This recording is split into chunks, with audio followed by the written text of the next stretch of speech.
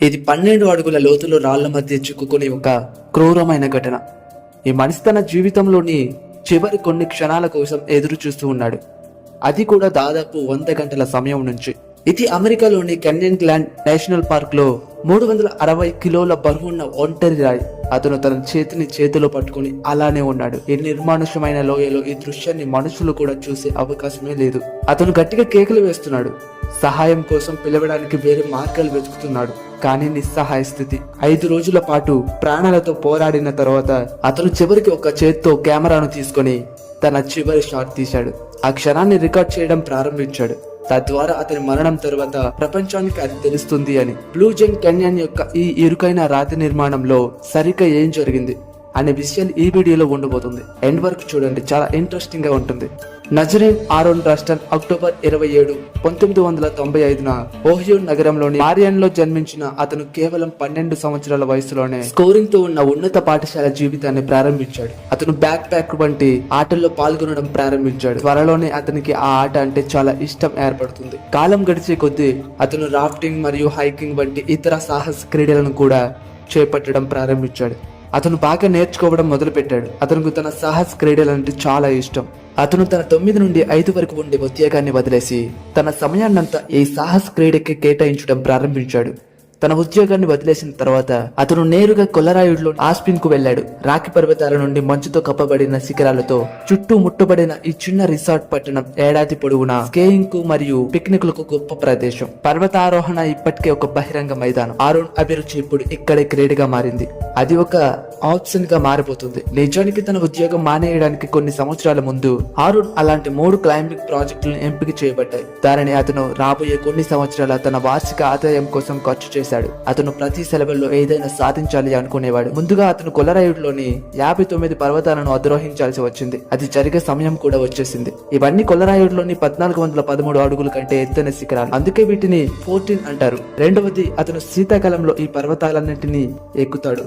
ప్రపంచ రికార్డు సృష్టించాలని కోరుకున్నాడు. చివరికి అతను అమెరికాలోని యునైటెడ్ స్టేట్ లోని ఎత్తైన శిఖరాలను కూడా అధిరోహించగలడు. అతను 2002 చివరిలో తన ఉద్యోగాన్ని విడిచిపెట్టినప్పుడు అతను శీతాకాలంలో 59 పెరినార్స్ పర్వతాలలో 36 పర్వతాలను అధిరోహించాడు. ఎందుకంటే ఇది క్లైంబింగ్ ప్రపంచానికి పూర్తిగా అందుబాటులో ఉంది. కాబట్టి ఈ రికార్డు అద్భుతమైన విజయాన్ని సాధించడం మరింత సాధ్యమే అనిపించింది. తన ఉద్యోగాన్ని విడిచిపెట్టిన తర్వాత అతను తనపై దృష్టి పెట్టడం ప్రారంభించాడు. అతను తన స్నేహితులతో కలిసి చాలా ప్రమాదకరమైన హైకింగ్ ట్రిప్లు చేశాడు. ఒకసారి అతను మరణానికి దగ్గరగా కూడా వచ్చాడు. ప్రమాదాలతో ఆడుకునే అలవాటు కారణంగా అతని స్నేహితులు తరచుగా అతనితో పాటు వెళ్లేవారు. కానీ ఈసారి అలా జరగలేదు.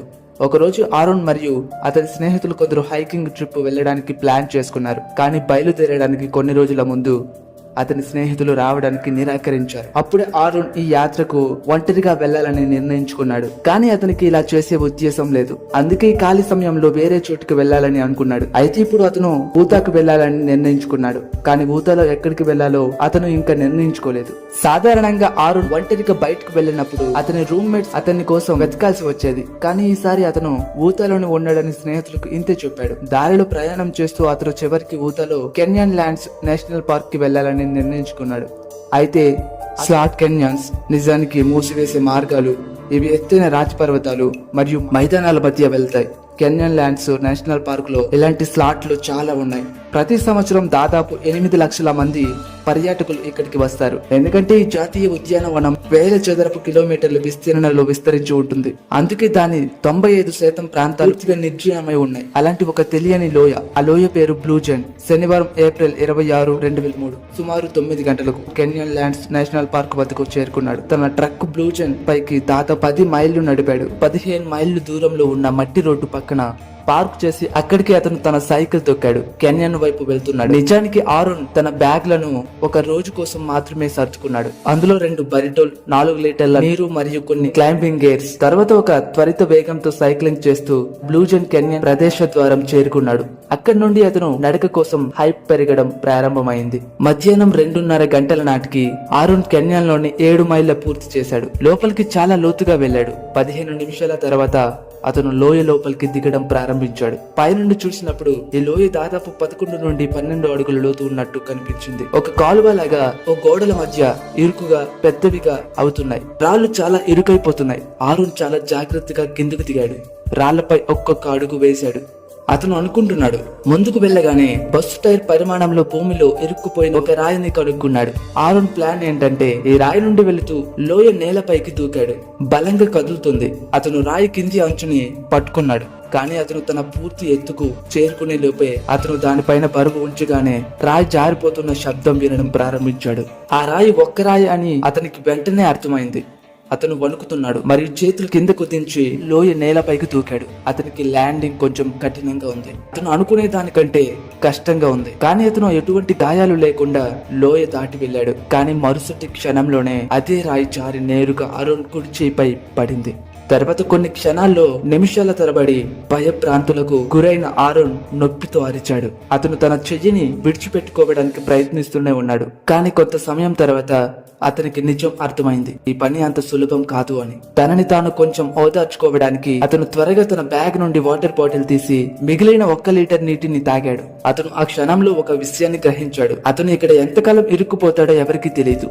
అయితే ఇప్పుడు అతను మిగిలిన ఆ తక్కువ నీటిని జాగ్రత్తగా వాడుకోవాలి. స్పృహలోకి వచ్చిన తర్వాత ఆరోన్ తన చేయిని బయటకు తీయడానికి ప్రయత్నించాడు.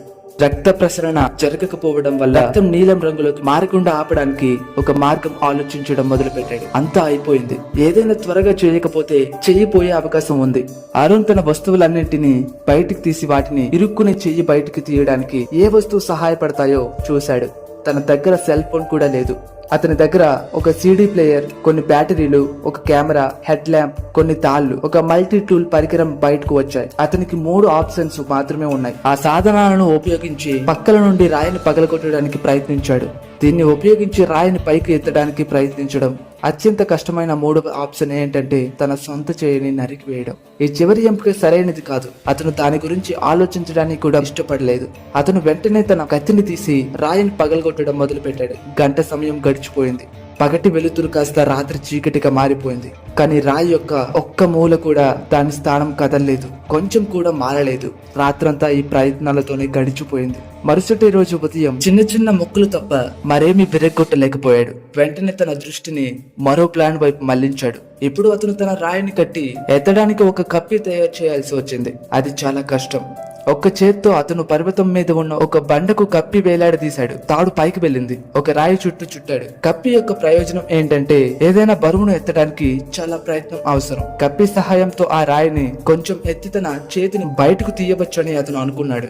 అతను దాన్ని చేయగలడు. కానీ ఒక చేత్తో అతను ఎంత శక్తిని ఉపయోగించగలడు? చాలా గంటల సమయం వ్యర్థమైన ప్రయత్నం తర్వాత ఆరోన్ మళ్లీ రాయిని పగలగొట్టడం ప్రారంభించాడు. కానీ మరోసారి ఫలితం లేకపోయింది. బయటకు రాలేకపోయాడు. మరుసటి రోజు మధ్యాహ్నం 3 గంటలు అయింది. ఆరోన్ అయితే లోయలో చిక్కుకుపోయాడు. అప్పటికే 24 గంటలైంది. తన ప్రయత్నాలన్నీ విఫలమవ్వడం చూసినప్పుడు అతను కెమెరా తీసుకుని వీడియో సందేశాన్ని రికార్డ్ చేశాడు. ఆదివారం 3 గంటల 5 నిమిషాలు అయింది. నేను 24 గంటలుగా బ్లూ జెన్ కెన్యాలో చిక్కుకుపోయాను. నా పేరు అరుణ్ రస్టాన్. ఈ వీడియో ఎవరికైనా దొరికితే దయచేసి నా తల్లిదండ్రులకి పంపించండి అని ఆరోన్ తన నలిగిన చేతిని కెమెరాకు చూపిస్తాడు. గతంలో అతను 24 గంటలు తాను చేసిన ప్రయత్నాలన్నీ చెబుతాడు. ఆ తర్వాత అతను కన్నీళ్లతో తన కుటుంబ సభ్యులను తలుచుకుంటాడు. కళ్ళతోనే వీడ్కోలు పలుకుతాడు. మరుసటి రోజు ఉదయం ఆకలి, దాహం, నొప్పితో పూర్తిగా అలసిపోయాడు. చివరికి అతను తన చివరి ఎంపిక గురించి ఆలోచించడం ప్రారంభించాడు. ఒకవేళ అతను తన చెయ్యిని నరికి వేరు చేయాలా అంటే అతని పరిస్థితి చాలా బాధాకరమైనది. అతను మరణానికి దూరంగా ఉన్నాడు. తప్పించుకోవడానికి, తన చెయ్యి పోగొట్టుకోవడానికి కూడా తను సిద్ధంగా ఉన్నాడు. అతని మనసులోకి వచ్చిన చివరి ఆలోచన తన చెయ్యి నరికి వేయడమే. రక్తం పూర్తిగా ఎక్కువ మొత్తంలో వ్యర్థం అవుతుండడం వల్ల నీళ్లు తాగాలనే ఆలోచన వచ్చింది. దీనివల్ల రక్త ప్రవాహాన్ని ఖచ్చితంగా తగ్గించవచ్చు. కానీ నిజమైన అడ్డంకి అతని కత్తి. ఇక్కడ తనకి ఉపయోగపడేది తన కత్తి. దానితోనే అతను తన చేతిని కోయాల్సి వచ్చింది. బహుళ సాధనాల చిన్న కత్తి అది. ఇప్పటికీ చాలా అరిగిపోయి ఉంది. కాబట్టి ఈ పని చాలా బాధాకరంగా ఉండేది. బదులుగా కత్తితో అతను చెయ్యి ఎముకను కోసే అవకాశం లేదు. మరుసటి రోజు ఉదయం 5 గంటలకు దాదాపు 68 గంటలు అయింది. ఆరోన్ శరీరం ఇప్పుడు ఆకలి, దాహంతో బాధపడుతుంది. అతను నెమ్మదిగా ఆశలు బతులుకుంటున్నాడు. అతనికి సీసాలోని చివరి కొన్ని నీటి చుక్కలు కూడా అయిపోయాయి. అతను మరుసటి రోజు నుండి నడుముకి కట్టుకున్న థర్మోస్ బ్యాగ్ లో తన మూత్రాన్ని సేకరిస్తున్నాడు. ఇప్పుడు అతను బ్రతకాలంటే దాన్ని తాగాలి. అతను మళ్ళీ కెమెరాని తీసుకుని తన కుటుంబానికి కొన్ని బీట్ కాల్ సందేశాలు రికార్డ్ చేసి ఆపై మరోసారి ఆత్మహత్యకు సిద్ధపడ్డాడు. అతను ఒక రాత్రి మరుసటి రోజు మొత్తం ఈ నిస్సహాయ స్థితిలో గడిపాడు. కొన్నిసార్లు అతను అర్ధస్పృహతో ఊహాత్మక దృశ్యాలు చూస్తూ ఉన్నాడు. కొన్నిసార్లు అతను లోయలో చిక్కుకుపోయి తన గంటలను లెక్కేస్తూ ఉంటాడు. కొన్నిసార్లు అతను ఇక్కడికి రాకముందు ఎవరికి ఎందుకు చెప్పలేదని తనని తాను తెప్పించుకుంటూ ఉన్నాడు. కానీ అన్నిటికంటే ముఖ్యంగా అతని గొంతు పూర్తిగా ఎండిపోయింది. తీవ్రమైన నొప్పిని కలిగిస్తుంటే అది మరింత అసౌకర్యంగా ఉంది. అతనికి దాహం వేస్తోంది. ఒక గుక్క మూత్రం తాగాల్సి వచ్చింది. ప్రతిసారి అతనికి అసహ్యం అనిపిస్తుంది. అతనికి గుండె వేగంగా కొట్టుకోవడం ప్రారంభించింది. శరీరంలో వామిటింగ్ చేసుకోవడానికి ఏమీ మిగల్లేదు. మే 1వ తేదీ ఉదయం 9 గంటల నాటికి ఆరున్ 120 గంటల లోయలో చిక్కుకుపోయాడు. ఇప్పటి వరకు కూడా అతనికి చెయ్యి విడిపోతుందని లేదా సహాయం వస్తుందని ఆశ కూడా లేదు. ఎవరైనా తన గొంతు వింటారని ఆశతో గత 3 రోజులుగా అతను బిగ్గరగా అరుస్తున్నాడు. కానీ ఈ లోయ నుండి శబ్దం రావడం అసాధ్యం. గొంతు నుండి బయటకు వచ్చిన శబ్దం ఆ లోయ నుండి బయటికి రాదు. వేల చదరపు కిలోమీటర్ల విస్తీర్ణంలో ఉన్న ఈ జాతీయ ఉద్యానవనంలో ఎవరు తన గొంతును పెంచగలరు? ఓడిపోయిన ఆరుణ్ మళ్ళీ కళ్ళు మూసుకున్నాడు. వెంటనే అతనికి అలా ఒక నిద్ర వచ్చింది. అతని కలలో 3 సంవత్సరాల పిల్లవాడు తన వైపు చూస్తున్నట్టు చూశాడు. అది తన కొడుకు అని ఆరుణ్కు తెలుసు. ఆరుణ్ ముందుకు చేయి చాపి తన చేతిలోకి తీసుకున్నాడు. కానీ అతని కుడి చేయి తేలిపోయి ఉండటం చూశాడు. ఇప్పటి వరకు అదే చెయ్యి మరియు అతని రాయి కింద పాతి పెట్టారు. ఈ దృశ్యం చూడగానే ఆరుణ్ కళ్ళు తెరుచుకున్నాయి. ఆ సమయంలో ఆరుణ్కు ఏం తెలియదు. అతనికి కొడుకు కూడా లేడు. కానీ ఆ కలలో తన భవిష్యత్తును చూశాడని అతను గ్రహించాడు. బహుశా అది అతను ఇంకా బ్రతికి తిరిగి రాగలడని అతనికి ఒక సంకేతం కావచ్చు. ఇలా ఆలోచిస్తూ ఆరుణ్ అకస్మాత్తుగా నిర్జీవ శరీరానికి తిరిగి ప్రాణం వచ్చింది. అప్పటికే అతని చెయ్యి పూర్తిగా కరిగిపోయింది. అరుణ్ దానిలోకి కత్తిని గుచ్చితే అతని చర్మం వేడి వెన్నెలా కరిగిపోతుంది మరియు అతను ఆ గాయం నుండి విముక్తి పొందుతాడు. ఇప్పుడు ఆ చెయ్యి కత్తిరించడం చాలా సులభం. కానీ ఎముక బలంగా ఉంది. ఈ ఎముక కోయడానికి అతను ఇంకేదైనా చేయాల్సి ఉంటుంది. ఇప్పుడు అతని మనసులో ఒక ఆలోచన వచ్చింది. ఇప్పటి వరకు అతను ఎముకని ఎలా కొయ్యాలి అని మాత్రమే ఆలోచించాడు. కానీ అతను దానిని విరగ్గొట్టగలిగేవాడు. అతని చేయి రాయి వెనుక ఒక వింత కోణంలో ఉంది. అది వంగి మరియు నేల నుండి తగినంత ఎత్తులో కూడా ఉంది. తద్వారా అతను నిటారుగా నిలబడగలడు. అంటే అతను తన మీద నిటారుగా నిలబడగలిగితే విరిగిపోయిన చెయ్యి ఎముకపై ఒత్తిడిని ప్రయోగించడం ద్వారా నేలపై కూర్చోవడానికి ప్రయత్నించాలి. దీని కారణంగా ఎముక విరిగి ఉండొచ్చు. గత 5 రోజుల్లో మొదటిసారిగా ఆరుణ్ తన హృదయంలో ఇది భావించాడు. ఇప్పుడు ఏదైనా సాధ్యపడవచ్చు. ఒక్క క్షణం కూడా వృధా చేయకుండా అతను కూడా అదే చేశాడు. చివరికి అతను తన ఎముకను విరిచేశాడు. తర్వాత అదే కత్తితో తన మిగిలిన చేతిని నరికివేసి తనని తాను విడిపించుకున్నాడు. కానీ ఈ ఇబ్బంది ఇంకా తీరిపోలేదు. అతని రక్తం ఇంకిపోయేలోపే అతను ఆసుపత్రికి వెళ్లాల్సి వచ్చింది. లోయ నుండి బయటకు వచ్చిన తర్వాత తన స్నేహితుల కారు చేరుకోవడానికి వాళ్ళు చాలా మైళ్ళు ప్రయాణించాల్సి వచ్చింది. ఆరుణ్ అలసిపోయి బలహీనంగా ఉన్నాడు. కేవలం ఒక చేతిని ఉపయోగించి లోయ గోడలు ఎగుడు దిగుడులపై రాళ్లను దాటడం. చివరికి అతను అక్కడి నుండి బయటపడ్డాడు. కొంచెం ముందుకు వెళ్ళాక సెలవులకు వచ్చిన ఒక కుటుంబాన్ని చూశాడు. వాళ్ళు ఆరుణ్ని కనుగొన్నారు. వారు అతనికి ఆహారం మరియు నీరు ఇచ్చి వెంటనే సహాయం కోసం పిలిచారు. అతని చేయి కత్తిరించిన తర్వాత అతన్ని ఆసుపత్రికి తరలించారు. దాదాపు 4 రోజులు అంటే 127 గంటలు లోయలో చిక్కుకున్న తర్వాత ఆరుణ్ రస్టన్ చివరకు రక్షింపబడ్డాడు. అతన్ని హెలికాప్టర్ సహాయంతో రక్షించారు. గత 6 పగళ్లు 5 రాత్రులు అతను చాలా బాధపడ్డాడు. ఆ కష్టకాలంలో అతను 40 పౌండ్ల బరువు మరియు 25% రక్తాన్ని కోల్పోయాడు. 365 కిలోల బరువున్న ఆ రాయిని ఎత్తడానికి ఒక బృందం హైడ్రాలిక్ జాక్లు మరియు వెంచర్లను ఉపయోగించారు.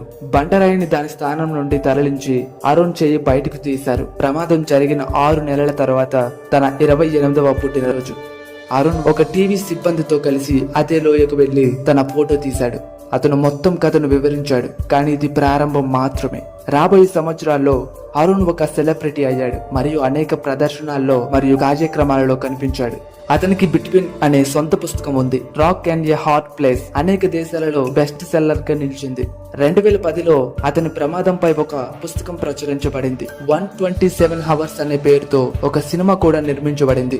ఆ సినిమాలో అరుణ్ తన చేయి నరికివేయడం చూసి చాలా మంది స్పృహ కోల్పోయారు. ఫిబ్రవరి 2020లోనే 7 సంవత్సరాల క్రితం అతని జీవితంలో అత్యంత క్లిష్ట సమయాల్లో అతన్ని రక్షించడానికి వచ్చిన మొదటి కొడుకు కూడా జన్మించాడు. కోలుకున్న వెంటనే అతను తన 59వ ను తీసుకోవాలని ప్లాన్ చేసుకున్నాడు. అతను మళ్ళీ ప్రారంభించాడు మరియు 2005లో ఆ శిఖరాలన్నింటినీ ఒంటరిగా అధిరోహించిన మొదటి వ్యక్తి అయ్యాడు. తను శీతాకాలంలో కోలుకోగలిగాడు. అరుణ్ రస్టన్ ఇప్పటికీ ఒకే ఒక కృత్రిమ చేయితో ఇక్కడ ఉన్నాడు. అతను కొన్ని గంటల పాటు ఉపన్యాసాలు ఇచ్చే కార్పొరేట్ మోటివేషనల్ స్పీకర్ కూడా. ఆయన ఒక సెషన్ కు కొన్ని వేల రూపాయలు తీసుకుంటారు. తన ప్రసంగాల్లో ఒక దానిలో ఆయన సంఘటనను గుర్తు చేసుకున్నాడు. నేను నా చెయ్యను పోగొట్టుకున్నాను, కానీ నా ప్రాణాన్ని తిరిగి పొందగలిగాను అని అతను చెప్పాడు. ఈ వీడియో మీకు నచ్చిందని అలాగే సబ్స్క్రైబ్ చేసుకుంటారని అనుకుంటున్నాను. మరో వీడియోతో మళ్ళీ కలుద్దాం.